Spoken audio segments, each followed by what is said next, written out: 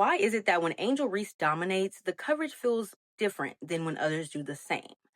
This issue is bigger than Angel Reese. Welcome to Baseline Full Court Press, the podcast where women's basketball gets the spotlight, the smoke, and the respect. I'm your host, Patience, and welcome back. Now, I'm sure most people are aware of the situation that's going on with Angel Reese currently.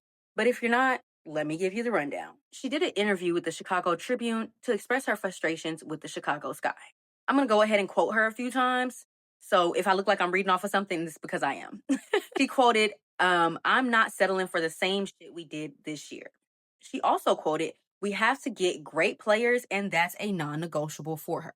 Something else that she said that stuck out to me was also, I want to be here for my career, but if things don't pan out, obviously I might have to move in a different direction and do what's best for me. She also said we can't rely on a vet with a recent torn ACL. And if you don't know who she's talking about Courtney Vandersloot, who is a phenomenal player, and she is a vet. She has been in the league for a very long time, and she just tore her ACL. So she's right. They can't rely on that. And also to give you some context, the Chicago Sky went 10-30 this season. Yeah, 10-30. After she made her initial comments, the Chicago Sky put out a statement saying that Angel Reese will not be allowed to play in the first half of the next game due to detrimental comments on the team. You're gonna understand why I'm putting air quotes in a second. Next game that she played after that, she was asked by press, "Hey, are you frustrated with your teammates?" She expressed that yes, she is frustrated with her team. However, she also expressed that since then, she did go ahead and apologize to her teammates for how the media did go ahead and misconstrue her comments. She even went as far as to say that her teammates bust their butt the same way that she does, and they have to be good players or else they would not be in the WNBA. I'm not sure how many days after her interview this happened, but let's get into what happened next. The Chicago Sky's head coach, Tyler Marsh, and 3 other players went to the Sun-Times Chicago to go ahead and speak on the incident. And the article was titled, Chicago Sky Caught Off Guard by Angel Reese's Comments. But apparently, that interview was not detrimental to the team. And the main reason why the situation is so appalling to me is because there was a PR representative present at the interview. If the PR representative that was with her that day didn't see any problem with those comments, I'm not understanding why the Chicago Sky is. Angel Reese is a phenomenal player, and she's getting better season by season. Often, Angel is looked at as the villain and others as the victim.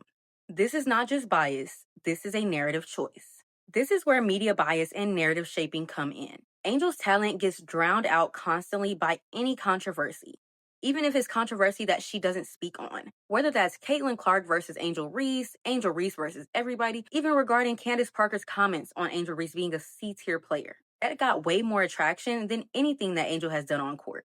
And for the people who report on Angel Reese and never report her accomplishments, you have to take accountability. Not just make clip pieces because you know it's what everyone else wants to hear and it's how everyone sees her when that is not who she is. Now let's get into the double standard of this punishment. To me, this feels like less about discipline and more about making an example out of her and protecting the front office and the coach. You may be saying, what's the double standard? I'll give you some examples. Number 1 on the list is A'ja Wilson. And I'm going to be reading some quotes directly from A'ja Wilson about her team. We play like if you're not embarrassed from yesterday, then don't come into this gym. You're not needed or wanted. Next, I want to go ahead and quote Skylar Diggins.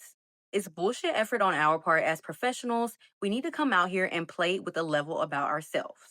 And also, to quote Breanna Stewart, this is not championship level basketball at this point, and everybody needs to recognize that and understand that. Now, I didn't want to give you a long list of quotes of when everyone was bashing their team, really just expressing their frustrations, honestly. Those 2 people are some of the most influential people in the WNBA. And they've said things like that, and they have never gotten penalized. They have never had consequences for saying, my team is And now I want to pose a question of, what message is this sending from the WNBA?